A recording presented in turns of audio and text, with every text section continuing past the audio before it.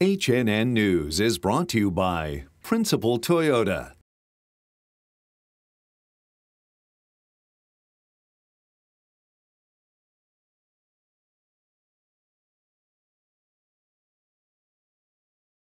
And Landers Ford.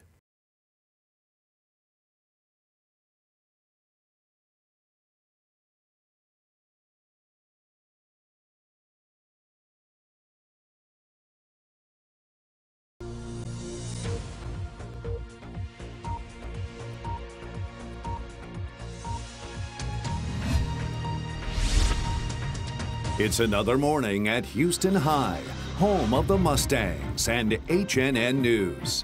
Whether it's the locker room or the classroom, Houston News Network is there, your go-to source for all high school headlines. It's time for HNN News, the most watched newscast at Houston High School.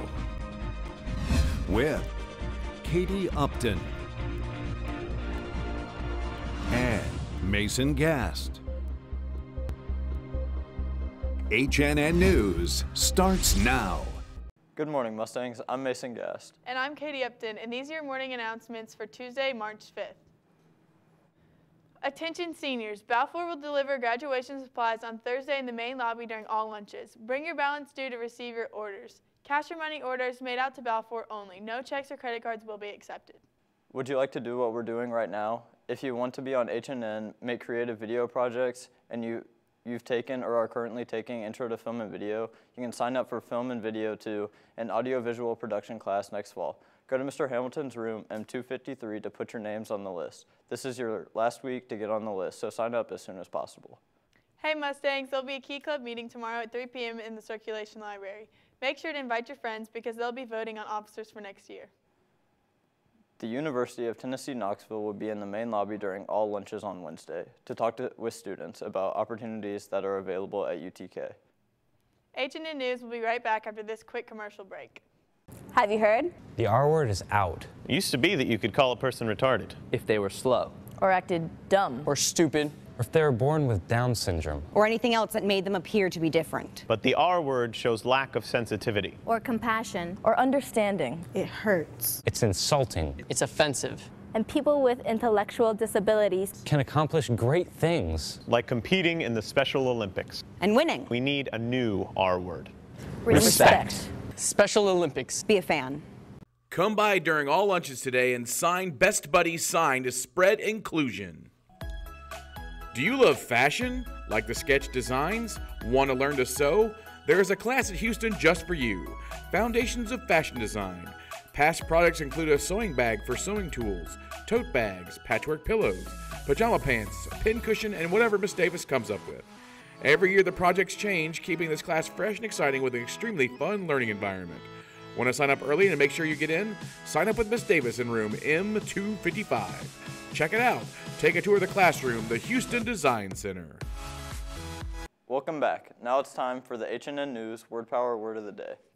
Today's word of the day is plausible, an adjective meaning believable or reasonable. As in, the detective's theory didn't seem plausible at first, but after some musing, it was seen as the only thing that could possibly be right. Try using it today. Students and teachers, will you please rise for the Pledge of Allegiance?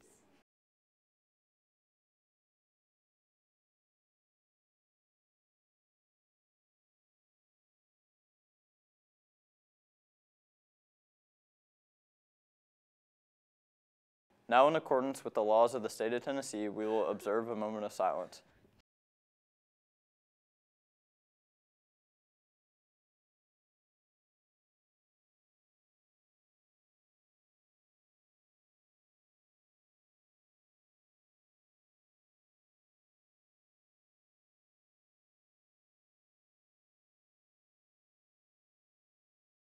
Well, that's it for today, Mustangs. Have a great day and stay tuned for a video about fighting cyberbullying.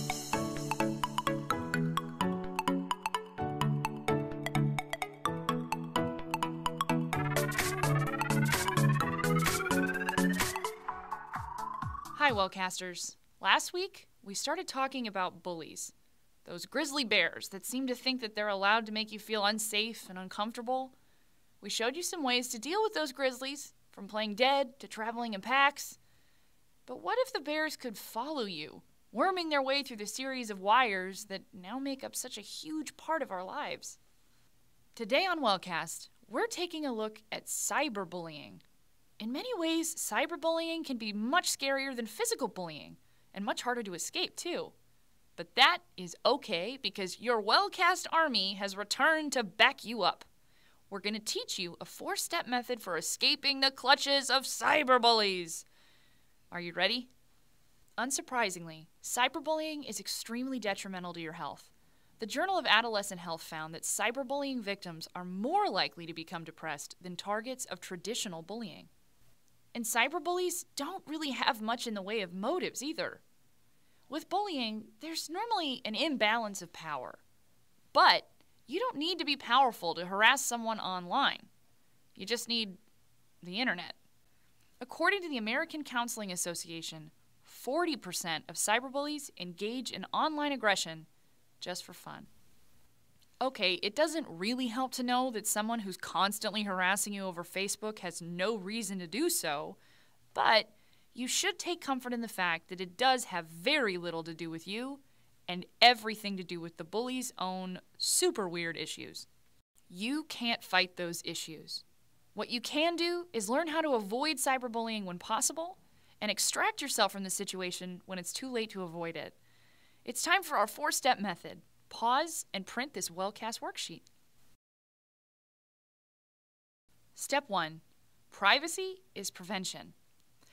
Take a second to go through any place you store data about yourself online and make sure the privacy settings are airtight.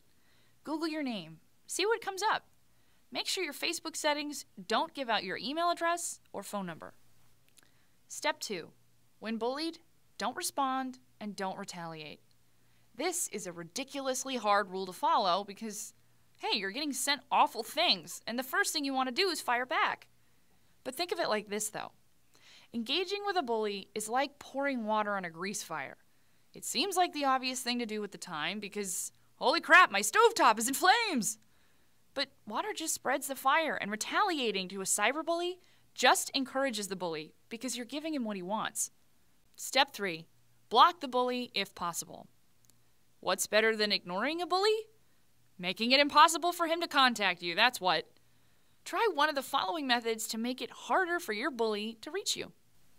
If you're on a messaging system, set it up so that only contacts on your buddy list can contact you.